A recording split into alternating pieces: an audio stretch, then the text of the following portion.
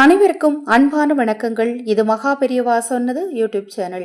24/2025 சித்திரை மாதத்தின் 7ஆம் நாள் ஞாயிற்றுக்கிழமை பானு சப்தமி. இந்த பானு சப்தமி நாளில் இந்த ஒரு பொருளை நீங்கள் தானம் செய்தால் உங்கள் 7 ஜென்ம பாவம் நிச்சயமாக நீங்கும். ஒரு மனிதன் கடனால் கஷ்டப்படுறார் அப்படின்னா காரணம் கர்ம வினை தான். இந்த கர்ம வினை தீர இதை போன்ற நாட்களை தவறாமல் பயன்படுத்தி பாருங்க. உங்கள் வாழ்க்கையில் இருக்கக்கூடிய பிரச்சனைகளும் தீரும். கடன் பிரச்சனை அப்படிங்கிறது உங்களுக்கு இருக்காது. நீங்கள் தெரிந்தும் தெரியாமலும் செய்த பாவங்களுமே நிச்சயமாக நீங்குங்க.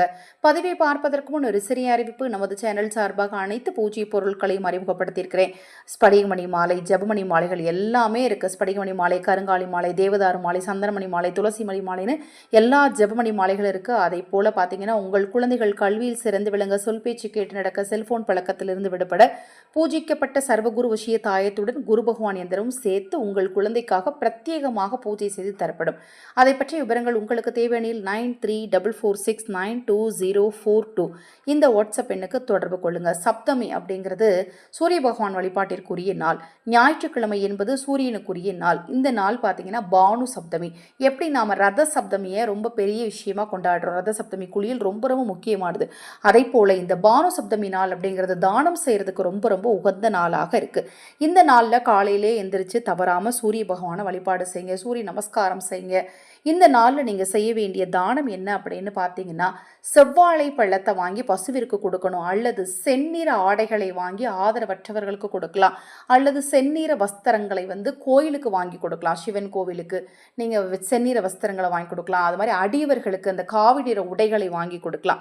இப்போ நான் சொன்னதில் உங்களுக்கு எது சாத்தியமோ, அதாவது மொத்தத்தில் சிகப்பு நிறத்தில் இருக்கக்கூடிய பொருட்களை பசுவிற்கு அல்லது ஆதரவற்றவர்களுக்கு அல்லது கோவிலுக்கு நீங்கள் தானமாக வாங்கி கொடுக்கணும். அப்படி இந்த பானு சப்தமினால நீங்கள் வாங்கி கொடுக்கறதுனால நல்ல வேலை வாய்ப்பு கிடைக்கும், வேலைக்கேற்ற ஊதியம் கிடைக்கும்.